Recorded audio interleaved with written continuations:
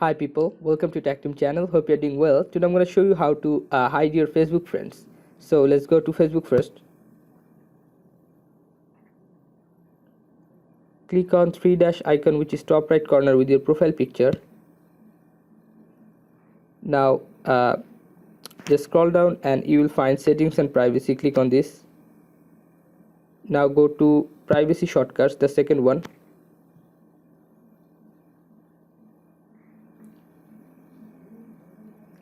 Now scroll down and you will see more privacy settings. Click on this. Scroll down again and you will find here how people can find you and contact you. Click on this. Now you can see here who can see your friend list, the second one. Click on this.